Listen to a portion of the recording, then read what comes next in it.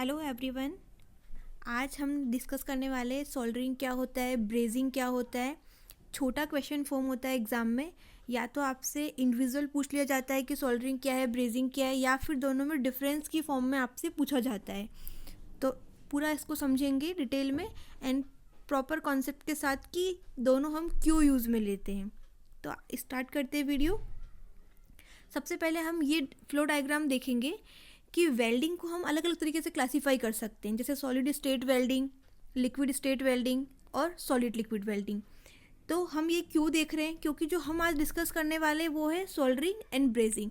ये किस कैटेगरी में आ रहा है? सॉलिड लिक्विड वेल्डिंग में आ रहा है। तो इसीलिए हम पहले थोड़ा टाइम देंगे इस फ्लो डायग्राम को and then soldering and brazing पे हम जंप करेंगे। तो सॉलिड स्टेट में क्या होता है, जैसे ऑटोजीनियस वेल्डिंग, उसमें कोई फिलर मटेरियल यूज़ नहीं किया जाता है। एग्जांपल क्या होता है? Friction welding.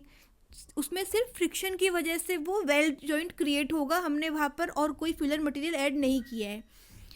जस्ट अगर दूसरी टाइप देखा जाए तो लिक्विड स्टेट, जिसे हम फ्यूजन वेल्डिंग भी बोलते हैं, इसमें क्या होता है? होमोजीनियस होता है कि जो आपका पेरेंट मटेरियल है उसी सेम कंपोजिशन का आपने फिलर मटेरियल यूज़ किया है।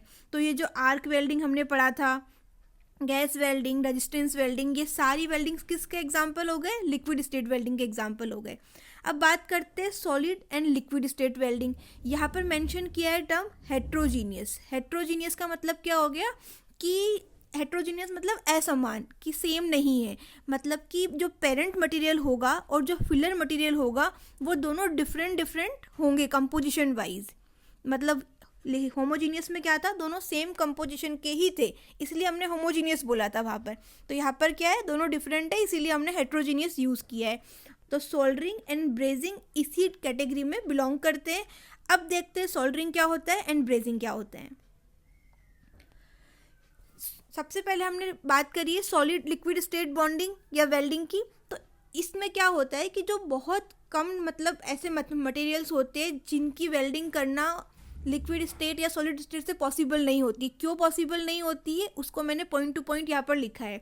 First point, low temperature joining methods are used when the metal to be joint can not withstand high temperature. मतलब कि जो हाई टेम्परेचर को सस्टेन ना कर पाए, कोई मटेरियल है, कोई पीस है, वर्क पीस, आपने अगर वेल्डिंग करनी है तो आप उसको प्रॉपर मेल्ट करोगे हाई टेम्परेचर पर, लेकिन अगर मटेरियल की प्रॉपर्टी इस तरह की है कि वो हाई टेम्परेचर सस्टेन नहीं कर पाएगा, वेल्ड जॉइंट आपका क्रिएट होने की बजाय वो वर्क पीस ही ख़राब हो जाएगा।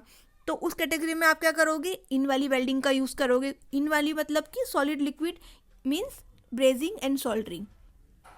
और कहाँ पर यूज़ कर सकते हैं? जहाँ पर इंट्रिकेट सेक्शंस हो, जहाँ पे हमें उनकी वेल्डिंग करनी हो, कि बहुत कॉम्प्लेक्स शेप हो, छोटे छोटे से पोर्शन हो जहाँ पर हमें वेल्डिंग करनी है, तो हम ये वाली वेल्डिंग यूज़ करेंगे। या फिर डिसिमिलर मेटल्स हो तो भी हम ये वाली वेल्डिंग यूज़ करेंगे। या वेल्डेबिलिटी जिन मटेरियल की बहुत पुअर होती है, कि वेल्डिंग जहाँ पर आसानी से नहीं होती है, वहाँ पर हम ये वाली वेल्डिंग यूज़ करते हैं, solid liquid state welding.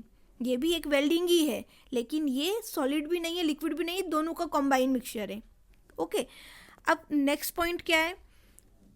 In these methods the gap between the metal pieces to be joint is filled with molten filler material. जो भी हम गैप क्रिएट करेंगे, जैसे कि एक हमारा वर्कपीस मैंने मान लिया ये वाला है, एक वर्कपीस हमारा ये वाला है, तो हमने यहाँ पर जो गैप क्रिएट किया है इन दोनों वर्कपीस के बीच में, तो उसमें हमको क्या फिल करना है? फिलर मटेरियल फिल करना है। कौन सी स्टेट में? मोल्टन स्टेज में, मतलब कि प्रॉपर मेल्ट करके। After the heating of base material, मतलब कि ये बेस मटेरियल है, यहाँ पे सपोज करो मुझे कि वेल्डिंग करनी है, तो मैंने पहले क्या किया? उसको हीट किया बेस मेटल को, और उसके बाद में जो पोर्शन जो गैप बना है उसके अंदर मुझे मोल्टन फिलर मटेरियल को मैंने यहाँ पर फिल कर दिया है। जो मेल्टिंग पॉइंट होता है फिलर मटेरियल का वो बहुत ज़्यादा कम होता है as compare to base metal. ये पॉइंट याद रखने का है। एंड देन मेन चीज़ यहाँ पर देखी जाए, जो बॉन्डिंग होती है यहाँ पर, पेरेंट मेटल जो होगा हमारा, जो जिस पे हमें वेल्डिंग करनी है, उसकी मेल्टिंग होके फ्यूज़न होके यहाँ पर वेल्डिंग क्रिएट नहीं हो रही है। यहाँ पर वेल्डिंग हो रही है, जो हमारा फिलर मटेरियल था उसको मोल्टन स्टेज में हमने उस गैप में फिल किया है, और उसकी वजह से यहाँ पर वेल्डिंग क्रिएट हो रही है, जॉइंट क्रिएट हो रहा है। आई होप क्लियर होगा इतना। नेक्स्ट बात करते हैं ब्रेजिंग क्या होता है, एंड इसी तरीके से बात करेंगे सोल्डरिंग क्या होता है। तो ब्रेजिंग में हम जो जॉइंट क्रिएट करेंगे वो किस तरीके से करेंगे, heating the base metal and filling the gap with molten metal. सबसे पहले बेस मेटल को हीट करेंगे एंड देन उस गैप के अंदर मोल्टन मेटल को फिल करेंगे, जिसका मेल्टिंग पॉइंट टेम्परेचर क्या होगा, 450 डिग्री सेंटीग्रेड से अबोव होगा। ये पॉइंट याद रखना है, तभी वो ब्रेजिंग होगा। अगर हमने इस टेम्परेचर को कम कर दिया मीन्स वो सोल्डरिंग हो जाएगा। तो ये टेम्परेचर ही सबसे मिनिमम सबसे मैक्सिमम, और ये याद रखना है आपको कि सोल्डरिंग का मतलब कि 450 से कम, ब्रेजिंग का 450 से ज़्यादा। ये नाम सुनते ही हिट करना चाहिए माइंड में। लेकिन क्या होगा condition, below the melting temperature of base metal.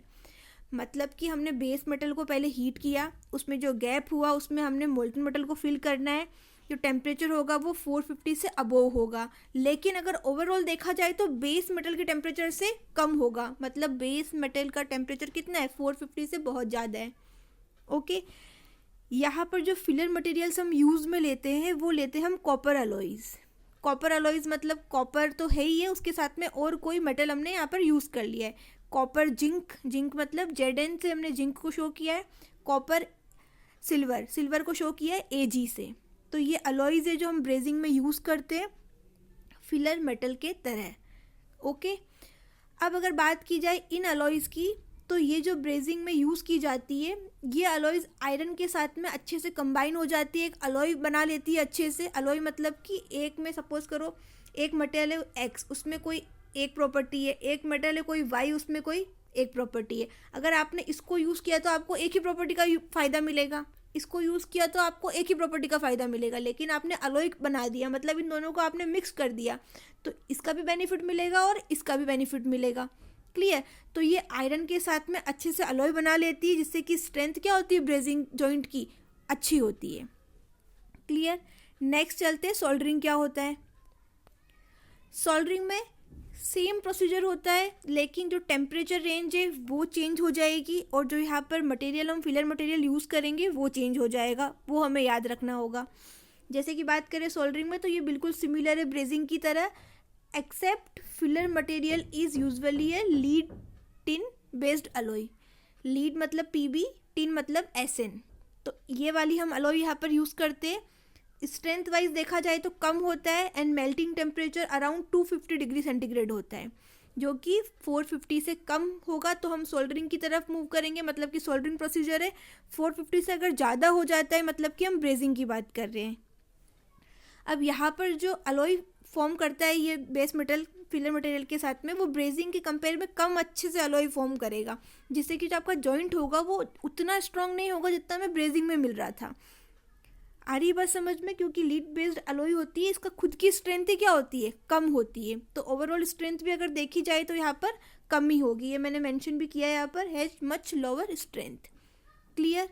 अब बात करते हैं आगे इनके डिफरेंस की फॉर्म में। अगर एग्जाम में सिर्फ ये क्वेश्चन आए कि differentiate between soldering and brazing, तो आपको इसी फॉर्म में, इसी टेबल फॉर्मेट में आपको लिखना है। यहाँ से आपका आंसर लिखना शुरू होगा। जो फ्लो डायग्राम हमने देखा वो आपको नहीं ड्रॉ करना है, सिर्फ सोल्डरिंग और ब्रेजिंग पूछे तो। अगर बड़ा क्वेश्चन है, मार्क्स ज़्यादा का है, तो आप ये सब कर सकते हो, अदरवाइज ये सोल्डरिंग और ब्रेजिंग की टेबल ही वहाँ पर आपको बनानी है। सबसे पहला डिफरेंस देख लेते हैं।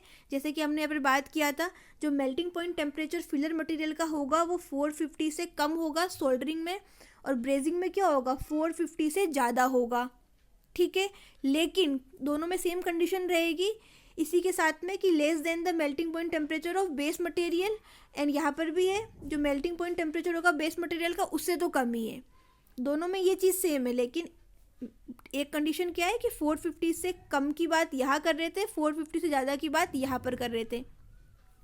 नेक्स्ट डिफरेंस, यहाँ पर जो फिलर मटेरियल हम यूज़ लेते हैं सोल्डरिंग में वो क्या होगा, लीड और टिन की अलॉय होगी PbSn, और यहाँ पर क्या होगा, कॉपर अलॉयज होगी, copper zinc, copper silver, copper aluminium, इस तरीके से। तो जो ब्रेजिंग में जो फिलर मटेरियल यूज़ में आता है उसको हम स्पेल्टर बोलते हैं। सिंपली छोटा 1 नंबर में क्वेश्चन कभी पूछ लिया जाता है कि स्पेल्टर क्या होता है, तो ब्रेजिंग में जो फिलर मटेरियल यूज़ किया जाता है उसे स्पेल्टर बोलते हैं, और उसके आप एग्जाम्पल ये वाले लिख सकते हो। और जो सोल्डरिंग में जो फिलर मटेरियल यूज़ किया जाता है उसे सोल्डर बोलते हैं, और उसके एग्जाम्पल क्या हो गया, PbSn अलॉय। क्लियर? नेक्स्ट, हम वेल्डिंग के दौरान फ्लक्स का भी यूज़ कर सकते हैं ताकि ऑक्साइड फॉर्मेशन ना हो। तो जो फ्लक्स सोल्डरिंग में यूज़ किया जाता है वो होता है जिंक क्लोराइड, ZnCl2, या फिर आपका हाइड्रोक्लोरिक एसिड। ये यहाँ पर फॉर्मूला का लिखा है, ठीक है। लेकिन जो ब्रेजिंग में जो हम फ्लक्स यूज़ करते हैं वो बोरेक्स या फिर बोरिक एसिड यूज़ करते हैं। ये पॉइंट्स याद रखने हैं, एग्ज़ाम में लिखना कंपलसरी है, मार्क्स अगर चाहिए तो। नेक्स्ट, हाँ, जो स्ट्रेंथ होती है जैसे कि हमने डिस्कस किया था सोल्डरिंग में, अच्छी नहीं होती ब्रेजिंग के कंपेयर में, लेकिन जो ब्रेजिंग में स्ट्रेंथ हमें मिलती है वो काफ़ी अच्छी होती है। तो ये भी एक पॉइंट हमने यहाँ पर बना के लिख दिया। एंड लास्ट, जो सोल्डरिंग होती है वो इलेक्ट्रॉनिक इंडस्ट्री में काम में ली जाती है। जिस तरीके से अगर ये डायग्राम दिख रहा है, बहुत वायर्स के काम होते हैं, वायर की हमें वेल्डिंग करनी होती है, बहुत इंट्रिकेट सेक्शंस होते हैं, तो हम वहाँ पर सोल्डरिंग यूज़ करेंगे। लेकिन अगर पाइप फिटिंग में यूज़ करना है तो हम ब्रेजिंग का यूज़ करेंगे, जहाँ पर हमें लीक प्रूफ जॉइंट की रिक्वायरमेंट होती है for intricate light weight component. जो छोटे छोटे पार्ट्स होते हैं लेकिन लीक प्रूफ बनाना है पाइप को, तो हमने वहाँ पर ब्रेजिंग यूज़ कर लिया। तो ये आई होप मैंने बहुत सिंपल तरीके से समझाया है और एक बार दो बार रिपीट करके समझाया है ताकि चीज़ें क्लियर हो जाए। तो यहाँ तक किसी को डाउट नहीं होगा। तो मिलते हैं नेक्स्ट वीडियो में। अगर ये वीडियो अच्छा लगा है तो प्लीज़ वीडियो को लाइक करें, चैनल को सब्सक्राइब करें एंड वीडियो को शेयर करें अपने फ्रेंड्स के साथ। मिलते हैं नेक्स्ट वीडियो में। Till then bye, thank you.